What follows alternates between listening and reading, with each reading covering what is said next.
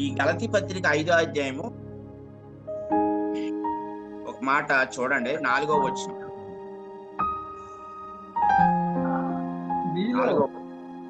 మీలో ధర్మశాస్త్రం వలన నీతిమంతులని తీర్చబడు వారు ఎవరో వారు క్రీస్తులో నుండి బొత్తుగా వేరు చేయబడి ఉన్నారు. ఏమైపోతారంటే ధర్మశాస్త్రం ఉన్నవాడు, ధర్మశాస్త్రం మూలంగా నీతిమంతులు అవ్వాలనుకునే వాళ్ళు, అంటే మతంలో ఉండి నిన్ను వాళ్ళని పొరుగు వాడిని ప్రేమించాలనుకునే వాళ్ళు అలా ప్రేమించలేరంటున్నాడు పిల్లలు.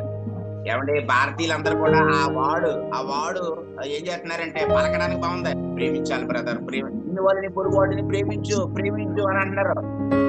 ఆ సహోదరులు పాస్టర్లు గాని లేకపోతే విశ్వాసులు గాని ప్రేమించాలనే ఆ వచనాలు ప్రసంగంలో దంచి కొట్టి మరీ చెప్పేస్తున్నారు. ఏది ప్రేమ ఎక్కడ ఉంది?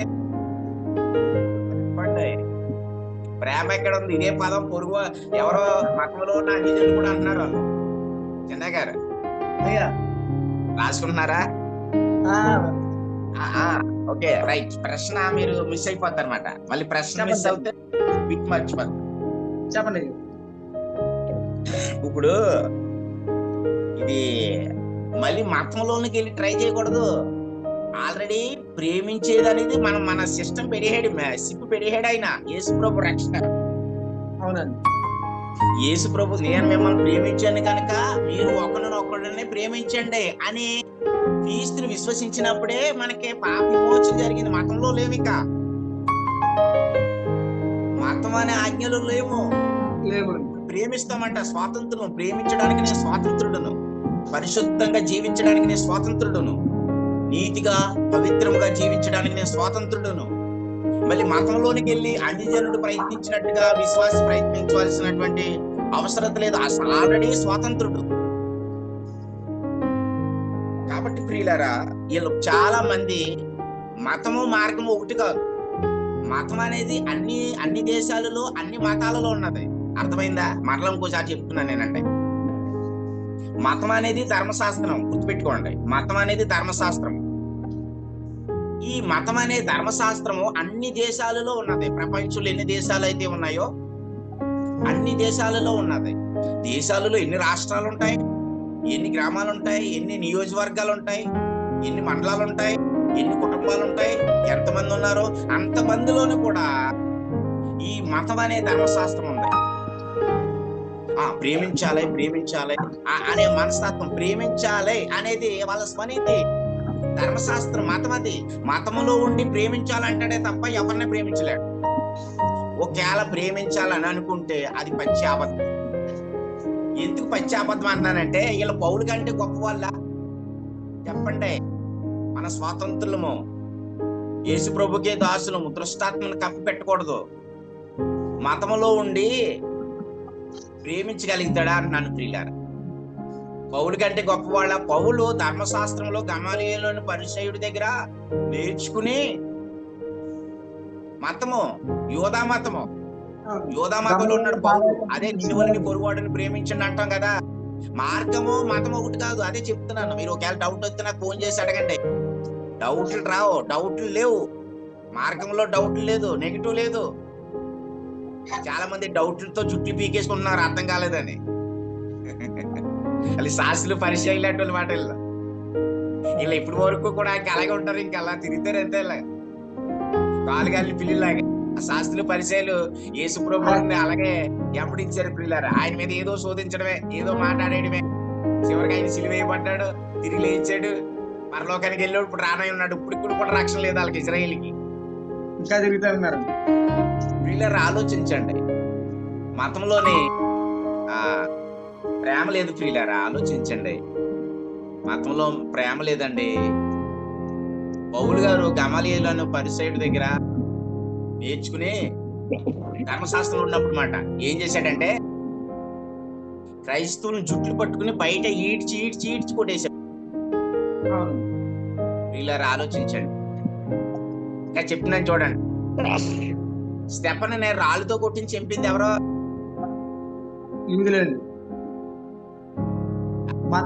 యోసేపు గారు చెప్పండి. స్టెఫన్ రాళ్ళతో కొట్టించి చంపింది ఎవరో? ఇస్రాయేల్. అదే. Okay, right. Next Satish, Yandra Satish, Bhagyaraju గాని చెప్పండి. స్టెఫన్ రాళ్ళతో కొట్టించి చంపింది ఎవరు? అక్కడ ఉన్న మత ప్రవీణులు అట్లా పౌలు గారు కూడా సమ్మతించారండి. Very good, thank you. Bhagyaraju చెప్పండి. చెప్పాలి భాగ్యరాజు. స్టెఫన్ రాళ్ళతో కొట్టించి చంపింది ఎవరు? ఇప్పుడు చిన్నగారు మీకు చెప్పారా? నేను చెప్పలేదు. రైట్. జోసెఫ్, అదే విధంగా చిన్నగారు కూడా ఇది అవగాహన అయింది. నేను అంటున్నాను చిన్నగారు, అయ్యా ఇప్పుడు సతీష్ జోసెఫ్ గారు కూడా అదే చెప్పారన్నమాట.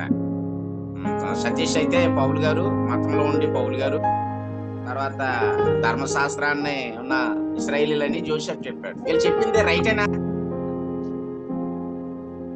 వీళ్ళు ధర్మశాస్త్రంలో ఉన్నారు, ధర్మశాస్త్రం కింద ఉన్నారు కదా. ధర్మశాస్త్ర పౌలు గారు కూడా గమలీయేలు పాదాలు చెప్తున్నారు కనుక దినాన స్టెఫన్ గారు అదే చిన్నగారు ఏంటంటే వీళ్ళు మతంలో ఉన్నారండి. యూదా మతం అంతే కదా, రైటే కదా. అదే మతం అనేది. మతం అంటే ఏంటి? ధర్మశాస్త్రం. అది వెరీ గుడ్, థ్యాంక్ యూ. మతం అంటేనే ధర్మశాస్త్రము. ఆ మతంలోనే ఉన్నారు ఇశ్రాయేలీలు అందరూ. అవునండి. మతం అనేది ఏం చెప్తుందంటే నిన్ను వాళ్ళని పొరుగువాటిని ప్రేమించు అని చెప్తుంది. దానిలో స్వాతంత్రం లేదు. అది స్వాతంత్రము ఇచ్చు సంపూర్ణ నియమం కాదు అది. ఇదే ఇప్పుడు ఇస్లాం సోదరుడు సభ్య ఏమన్నాడు? మతం అంటే ఆ మానవత్వము, కానీ క్రైస్తవ్య మానవత్వం కాదు. గుర్తుపెట్టుకోండి. మానవత్వం సభ్య అయినా సరే మిగతా ఉన్న వాళ్ళందరూ ఏమన్నారంటే మానవత్వాన్ని ప్రేమించాలని ప్రవీణ్ గారు మరణం నిమిత్తం స్టేట్మెంట్ ఇచ్చారు. మీకు అర్థమవుతుందా? మతంలో ఉండి మతాన్ని ప్రేమించాలి, మానవత్వాన్ని ప్రేమించాలి అది చెప్తారంతే. చెప్పడానికి బాగానే ఉంటది. నువ్వు ఎలా ప్రేమించగలుగుతారో బాబా అని అంటారు. వ్యభిచారం చేసుకోనిచ్చి అడి వ్యభిచారి, వాడి దొంగ, తాగిపోతూ అని అంటారే తప్ప వాడిని మంచి మార్గంలోకి తీసుకురావడానికి, బెస్ట్ సొల్యూషన్ ఇవ్వడానికి ప్రయత్నం చేయరు. రే నువ్వు దొంగతనం చేస్తున్నావు, వ్యభిచారం చేస్తున్నావు, పాడైపోతావు అని చెప్తారే గాని మంచి మార్గంలోకి తీసుకురారు. అడికి అసలు దాన్ని విడిచిపెట్టాలంటే ఏం వేయాలని ఆలోచించరు. ఒక ఎంబీబీఎస్ డాక్టర్ ఆలోచిస్తాడు ఇలాగా.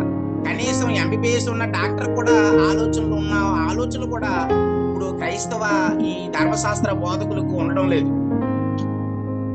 ఇలా పట్టుకున్న దానికి మూడే కాళ్ళంటగా వీళ్ళు ఏం చేస్తున్నారంటే, ఎవరు ఏదో తప్పు చేసినా సరే చేయొద్దు అంటారంతే.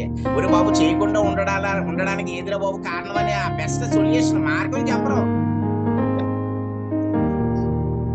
ఇప్పుడు ఎవరో నపుంసకుడికి పిలుపు ఏం చెప్పాడు? దేశం నుండి దేశానికి వచ్చాడు, యెరూషలేములోనికి వచ్చాడు. ఏమంటే ఐథియోపియా దేశం నుండి యెరూషలేములోనికి వచ్చాడు. అతనికి మార్గం చెప్పాడు. కానీ మార్గం చెప్తే వాళ్ళ సంతోషంతో వెళ్ళాడు నపుంసకుడు. ఇప్పుడు మార్గం చెప్తే లేదు. వీళ్ళు ఏం చెప్తున్నారంటే మతం చెప్తున్నారండి. మతం ఏంటి? ఆ నిన్ను వాళ్ళని పొరుగువాడిని ప్రేమించు పదాలు బాగుందయ్యా. మరి ప్రేమించలేకపోతున్నాడు, ఏం చేస్తావు? ఇప్పుడు చెప్పు. ఇప్పుడు సపి ప్రేమించి అంటున్నాడు, నువ్వు తీసుకోగలుగుతావా? ఏమండి చిన్నగారు, ఇది దీనిలో ప్రశ్న మీరు అడగండి.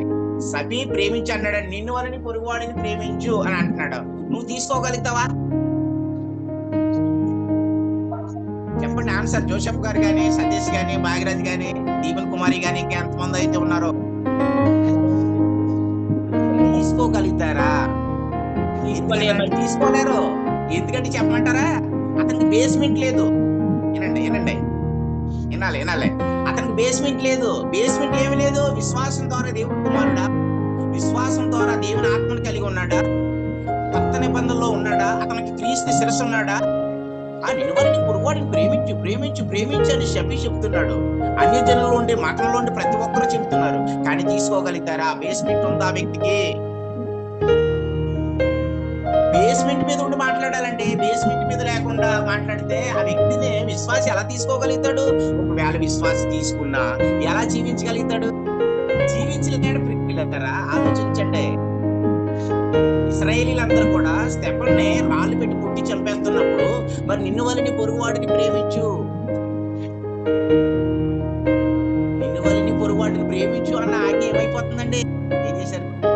చచ్చిపోయిందండి. నిన్ను వలని పొరుగువాడిని ఆజ్ఞని ఏం చేశారు? అలా కప్పించారా? చంపేశారండి. మరి పౌలు గారు ఉన్నారు కదా, పౌలు గారి స్పెషల్ ఐటమ్స్ ఆయన మనకు చెప్తున్నాడు. ఆయన నేను గమాలియేలు దగ్గర నేర్చుకున్నాను, పరిచయుడును, ధర్మశాస్త్రం నేర్చుకున్నాను. నాకు స్పెషల్ మాట ఆయనకి. ఆయన ఏం చేశాడు? ఆయన క్రైస్తవ లీడర్స్ కొట్టాడు, స్టెఫెన్ని చంపడానికి గల కారణం సతీష్ చెప్పినట్టుగా. మరి నేను అంటున్నాను, మరి నిన్ను వలని పొరుగువాడిని ప్రేమించు అన్న ఆజ్ఞ ఏమైంది? ఏం చేయరంటే కప్పెట్టుకున్నాడు మాట. లోపడమో మతం ఉంది, పైకమో నిన్ను వల్లి ప్రేమించాలి అని వేస్తారు, నటించేస్తున్నాడు. ప్రియులారా, ఎవరనుకున్నారు? పౌలు. అందుకనే ఒకసారి పిలుపు పత్రిక చూడండి, ఎంత బాగుంటుందో మీకు. 9వ వచనం చూడండి ప్రియులారా. పిలుపు పత్రిక సంపాదించుకొని అయ్యారు. క్రీస్తును సంపాదించుకొని ధర్మశాస్త్ర మూలమైన నా నీతిని గాక క్రీస్తునందరి విశ్వాసమైన నీతి అనగా విశ్వాసమును బట్టి దేవుని అనుగ్రహించు నీతి గల వాడనై ఆయన యందు అగపడు నిమిత్తమును ఏ విధము చేతనైనను మృతుల్లో నుండి నాకు చిన్నగారు స్తోత్రం. Thank you. చూసారా, క్రీస్తును సంపాదించుకుని ధర్మశాస్త్ర మూలమైన నా నీతిని గాక అని అంటాడు. ఎవరో పౌలు గారు అంటున్నారంట, ధర్మశాస్త్ర సంబంధమైన మూలముగా నా నీతిని గాక. ధర్మశాస్త్ర సంబంధమైన నీతి అంటే ఏంటనుకున్నారు? నిన్ను వాళ్ళని పొరుగు వాడిని ప్రేమించాలి అన్న అనుభవంలోంచి నేను అనుకున్నాను, కానీ అది నా వల్ల అవ్వలేదు. కానీ ప్రజలు చూస్తే ఏమనుకున్నారంటే పౌలు ధర్మశాస్త్రాన్నే పాటిస్తున్నాడు రా, పౌలు ధర్మశాస్త్రంలో నీతివంతుడు అని అందరూ అనుకున్నారు. ప్రజలందరి దగ్గరనే పౌలు ఏం చేస్తున్నాడు అంటే నటించేస్తున్నాడు. పౌలు పైకి అందరికీనే నీతివంతుడు అనుకుంటున్నాడు. పౌలు ధర్మశాస్త్రాన్ని పాటిస్తున్నాడు, ప్రేమిస్తున్నాడు అని అనుకుంటున్నారు. అందరినీ ధర్మశాస్త్రం అని చక్కగా పాటిస్తున్నాడు అని అనుకుంటున్నారు. కానీ నిజంగానే అతనిలోనే దుష్టాత్మ అనేది లోపల ఉండలేదు. అది చూసారు, అసూయ వచ్చిన వాళ్ళకి, ఏదైనా కోపం వచ్చిన వాళ్ళకి, కపటం కోపం ఉన్న వాళ్ళకి ఎలా ఉంటది చెప్పండి? ఎలా ఉంటది? అది ఇప్పుడు ఒకప్పుడు విరవబడుతుంది, అంతే. ఇప్పుడు ఒకప్పుడు బయటకు వచ్చేస్తుంది. దాన్ని కప్పెట్టలేరు, దాన్ని అది ఆపదు ప్రియులారా. అలాగే పౌలు గారు ధర్మశాస్త్రంలో నేను నీతిమంతుడిని చెప్పుకున్నాడు, కానీ లోపడున్న దుష్టాత్మ ఆగి తెలియదు. స్టెఫెను చంపడానికి గల కారణము పౌలు సౌలుగా ఉన్నప్పుడు, క్రైస్తవుని ఈడ్చి కొట్టడానికి గల కారణము పౌలు. ఎందుకు? ధర్మశాస్త్రంలో ఉన్నప్పుడు లోపల కక్ష ఉంది అతనికి. అదే చెప్తున్నాడు ప్రియులారా, దాన్ని బట్టి చెప్తున్నాడు. ధర్మశాస్త్ర మూలమైన నా నీతిని కాక క్రీస్తునందలే విశ్వాస మూలమునైన నీతి. విశ్వాస మూలంగా వచ్చే నీతి ఒకటి ఉంది, ధర్మశాస్త్ర మూలంగా వచ్చే నీతి ఒకటి ఉంది ప్రియులారా. అనగా విశ్వాసమును పెట్టి దేవుడు అనుగ్రహించి నీతిగా పడినై ఆయన యందు అగపడు నిమిత్తము. చూసారా, విశ్వాసమును బట్టి నేను నీతి గలవాడుగా కనిపిస్తున్నాను అంటాడు పౌలు. విశ్వాసాన్ని బట్టి నీతిమంతుడు అయ్యాడు. ఇది మార్గం ప్రియులారా. ఇది మార్గం అంటే